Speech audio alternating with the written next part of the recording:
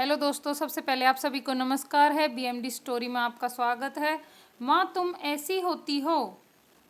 विमल बहुत परेशान था। उसे समझ नहीं आ रहा था कि वो इस परिस्थिति से कैसे निपटे।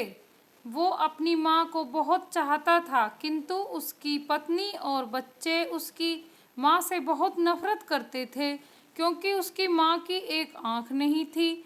साथ ही उनकी कमर भी 90 अंश तक झुकी हुई थी।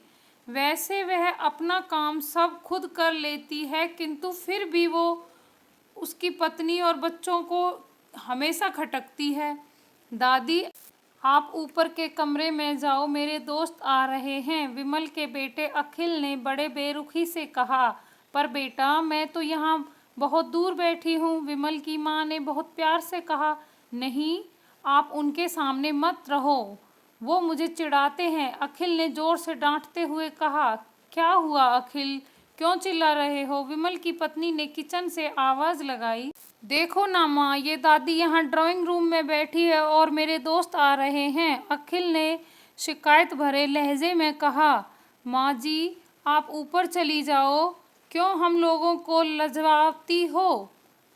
कामिनी ने बड़े बेटे के पक्ष लेते हुए कहा। बेचारी सरस्वती चुपचाप उठकर जीने के सहारे ऊपर चढ़ने लगी। कमर झुकी होने के कारण उन्हें ऊपर चढ़ने में बहुत परेशानी हो रही थी, किंतु वो पूरी ताकत से ऊपर के एक अकेले कोने वाले कमरे में जाकर बैठ गई। विमल बाजू के कमरे से सब सुन रहा था। उसे कष्ट हो रहा था कि उसकी माँ को अपमानित होना पड़ रहा है, किंतु वो असहाय था।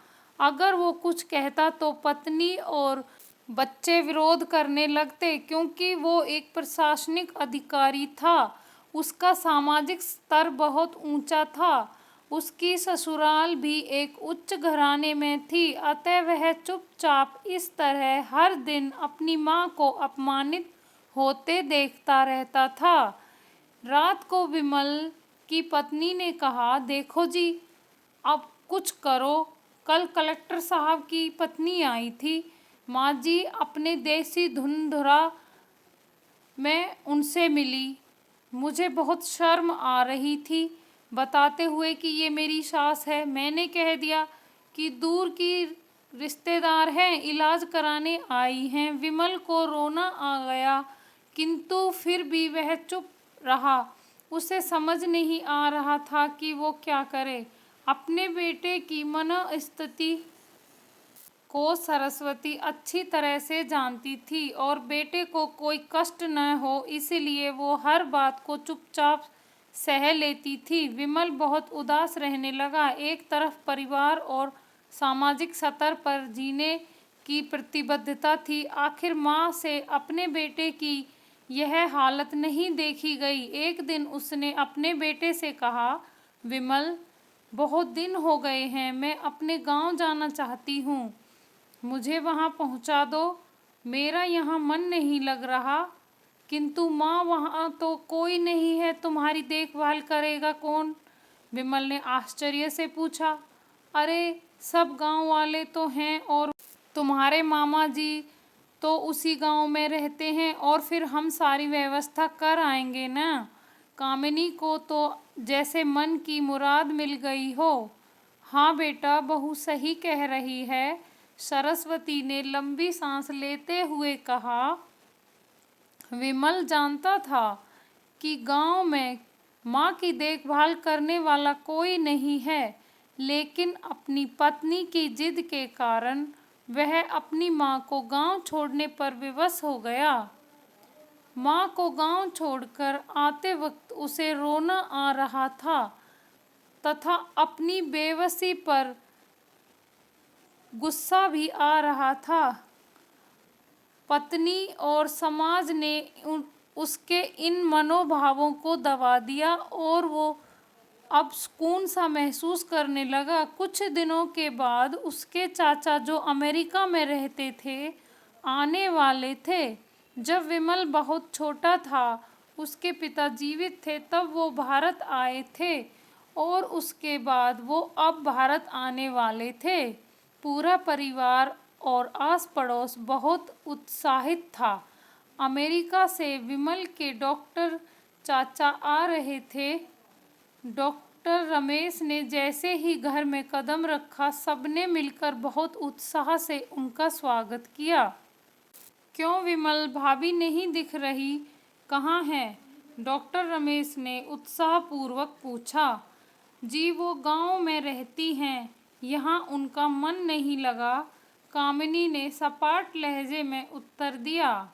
डॉक्टर रमेश ने विमल की ओर देखा तो विमल ने अपनी आंखें झुका ली। डॉक्टर रमेश सब समझ गए। बोले, कल हम भाभी से मिलने गांव चलेंगे सब लोग। दूसरे दिन सभी लोग गांव में पहुँचे। देखा कि सरस्वती को बहुत तेज बुखार है और वो पलंग पर असहाय पड़ी है। डॉक्टर रमेश दौड़कर सरस्वती के पास गए, उनके पैर छूकर रोने लगे। सरस्वती की ये हालत उनकी कल्पना से परे थी। वाह बेटा विमल, तूने तो नाम उजागर कर दिया। अपनी माँ की ये हालत देखकर तुझे तो शर्म भी नहीं आ रही होगी। डॉक्टर रमेश ने विमल को लगभग डांटते हुए कहा, नहीं देवर जी, विमल का कोई दोष नहीं है, मैं खुद गांव आई थी। सरस्वती ने अपने बेटे का बचाव किया। मुझे सब पता चल गया। भाभी, आप चुप रहो। क्यों बहू, तुम्हें अपनी सास की कुरूपता पसंद नहीं है? समाज में तुम्हें नीचा देखना पड़ता है ना? डॉक्टर रमेश ने कामिनी की ओर व्यंग से देखा। कामिनी निरुत्तर होकर विमल को देखने लगी। आज तुम जिस सामाजिक स्तर पर हो वो इन्हीं के संघर्षों की देन है। और बेटा विमल, तुम्हें शायद मालूम न हो कि बचपन में जब तुम 1 साल के थे, तब छत से नीचे गिरने के कारण तुम्हारी एक आँख फूट गई थी और तुम्हारी रीढ़ की हड्डी में भी समस्या थी। तब तुम्हारी इस कुरूप माँ ने अपनी एक आँख और अपना बोन मैरो तुम्हें देकर इतना सुंदर रूप दिया है। कामिनी बेटा, इतने सालों तक संघर्ष करके बेटे को प्रशासनिक अधिकारी बनाने वाली इस संघर्षशील औरत की तुम लोगों ने यह क्या दशा बना दी। तुम्हें ईश्वर कभी माफ़ नहीं करेगा। डॉक्टर रमेश की आंखों से आंसू धारा बह रही थी। अब भाभी मेरे साथ अमेरिका जाएंगी, यहाँ इन स्वार्थी लोगों के बीच नहीं रहेंगी। डॉक्टर रमेश ने सरस्वती से कहा। विमल को तो काटो तो खून नहीं था। डॉक्टर रमेश जो उसके चाचा थे, उन्होंने जो राज बताया, उसके बाद तो विमल को यही लग रहा था कि उससे ज़्यादा पापी इंसान इस दुनिया में और कोई नहीं हो सकता। वह दौड़ता गया और माँ सरस्वती के कदमों से लिपट गया। माँ, मेरा अपराध अक्षम्य है। मैं जानबूझकर चुप्पी साधे रहा, आपका अपमान करवाता रहा। अब सिर्फ आप ही उस घर में मेरे साथ रहेंगी और कोई नहीं। विमल ने अग्निय दृष्टि से अपनी पत्नी और बच्चों को देखा। कामिनी को भी बहुत पश्चाताप हो रहा था, किंतु उसकी हिम्मत नहीं हो रही थी कि वो सरस्वती से आंखें मिलाए। सरस्वती ने कामिनी की मन स्थिति को समझकर उसको पुचकारते हुए अपने पास बुलाया और विमल को डांटते हुए कहा, खबरदार, जो तुमने मेरी बहू को मुझसे अलग करने की कोशिश की तो मैं तुझे ही घर से बाहर निकाल दूंगी। कामिनी और बच्चों ने सरस्वती के पैर पड़ते हुए अपने व्यवहार के लिए माफ़ी मांगी और माँ के हृदय ने उन सबको माफ़ कर दिया। हमारी कहानी अच्छी लगी हो तो वीडियो को लाइक और शेयर करें और ऐसी ही अच्छी अच्छी कहानियाँ सुनने के लिए चैनल को सब्सक्राइब करें।